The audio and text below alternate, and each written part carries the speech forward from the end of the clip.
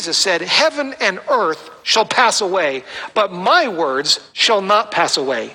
Jesus said, the things that I said, more durable than the planet and the solar system. More durable.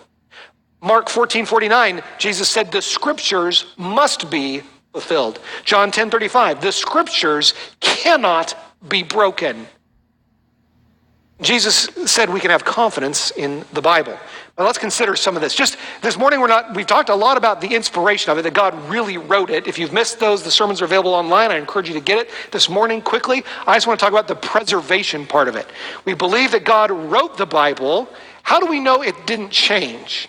I want to talk to you just quickly about the miraculous preservation of the Bible. First of all, we have the staggering commitment of the Jewish copyists. The nation of Israel, God entrusted the scriptures to copy generation after generation down. Do you know how dedicated these people were? Bananas dedicated is the answer. They had strict rules for everything. I want to just run through just a few of those. The parchment for the scrolls that they made could only be made from clean animals. That doesn't seem like a lot to you, but it hints at this thing that's really important, and that's this. For them, this was not a job. They were not employed to copy the scriptures. This was a religious obligation for them, and they approached it with religious vigor. Every column had to be between 48 and 60 lines. They couldn't have less, they couldn't have more. The ink that they made had to be from the same recipe. There was a very specific recipe for the ink to make it black so that it wouldn't fade, so that it would last a long time. They made their own parchment, they made their own pens, they made their own ink. They couldn't just go buy this stuff off the store. They made it themselves according to very strict rules before they started work. They were not allowed to do anything from memory. It was forbidden to do it from memory. They had to have an authentic copy sitting side by side. They had a copy that had lived up to these exact standards. It had to be on the same desk that they were copying the new copy with. They had to say each word aloud before they copied it down. They couldn't just copy. They had to say the word out loud, then write it down. Say the next word aloud, and then write it down. Say the next word aloud, and then write it down. The pen had to be cleaned ritually every time before they wrote the word God. Every time you're reading your Bible, you notice how often the word God comes up. Realize that some poor Jewish copyist had to clean and wash his pen every single time before he wrote that word. Every time they came across the word Jehovah, which is Lord, all capital letters in your English Bible, they had to go wash their whole body from tip to stern. Every time they had to stop writing, go do the whole body washing, come back and write the word Jehovah, and then continue on. Every single time. The letters had to be formed the same way each time. If they misformed any letters, they had to throw it all away and start over. If one letter touched another letter, they had to destroy the entire sheet that they made themselves, the pen they made themselves, the ink they made themselves, throw it all away and start over because two letters were touching.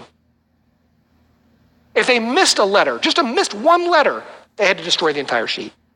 The rules were for how much space between each letter, how much space between each word, and how much space between each column. If they broke any of the rules, they had to destroy the entire sheet. The full copy had to be completed within 30 days of when they started. They didn't want somebody to get started, get distracted, come back, forget maybe where they had left off. So they had clock running 30 days from the start to they had to get it done in 30 days. If they made one mistake, as I mentioned, they had to destroy the entire sheet. If they made three mistakes, if the checkers, the double checkers, found three mistakes on one page, they destroyed the entire manuscript. Not just that scroll, the entire thing. They counted every letter on every page to make sure it matched the original. Every letter on that page, count every letter on the page of the original copy, the totals had to match. If not, it was destroyed. That's not even all the rules. That's just a sampling of it. How serious were they about copying this exactly right? I would suggest to you they were exceedingly serious about it. The Dead Sea Scrolls are testimony to this. You can go see them. If you go visit Israel, you can go. Some of the Dead Sea Scrolls are on display there. The Dead Sea Scrolls, some of them date to 200 years before Christ was born. Some of them are from the exact same period when Christ was walking around the earth. Guess what? You will maybe now won't be surprised to find out they are word for word identical to what's in your Bible.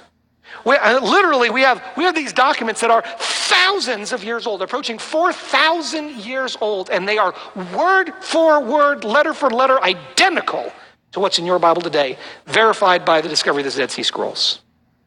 But it's not just the Jewish people that were faithful to this, God's people, the church also. The early church bled and died. They were eaten by lions. They were nailed to crosses. They were burned alive and used to light the gardens of the Caesars because they would not let go of their Bibles.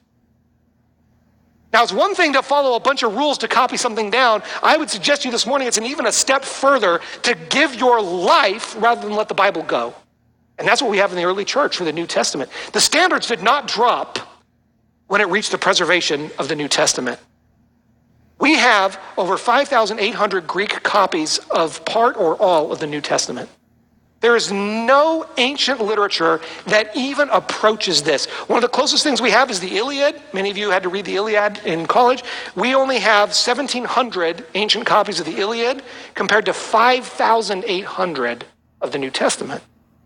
There's only one copy of Beowulf. In fact, there's over 20,000 separate sources for the New Testament. Some of them are just fragments, some of them are whole copies. There's 20,000 sources for it. And of those 20,000 sources, guess how much they are the same? 99%. That's just the New Testament. 99% the same. That is mind-blowing. There's nothing at all like that. And the gap between the oldest copy of the New Testament we have and when the New Testament was written, another thing when you're considering how accurate literature might be is from when the original was written to the earliest copy we have, how big is the gap between when it was written to the oldest copy we have, right? If we don't have the originals, how close is the oldest copy? We have fragments of the New Testament that are within 30 years of when it was originally written, within the same lifetime.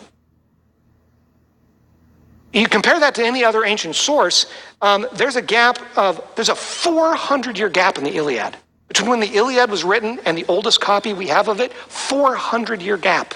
But nobody's running around saying, oh, do we still have the Iliad the way that it was written? There's a gap of over 1,000 years for the writings of Plato. 1,000 years between when Plato lived and the oldest copy of his writings that we have. In the New Testament, it's 30 years. Now, this diagram, each dot represents, I think, a dozen copies. And so you can see the Tacitus and the Herodias and Plato's writings and Caesar's writings and Homer's writings like the Iliad. You can see how many copies there are. Here are the red dots. This is not all the dots in the New Testament. We have to zoom out a little bit to see how many copies. That's not actually far enough. We'll zoom out a little bit further. There it is. How many copies of the New Testament compared to the most well-documented other ancient writings we have? Do you have the Bible the way it was written? My friends, duh. No offense. We definitely have the New Testament just the way it was written. Now, it just makes sense. If God's going to go to the trouble to inspire a book, why would he let people play the telephone game with it after that?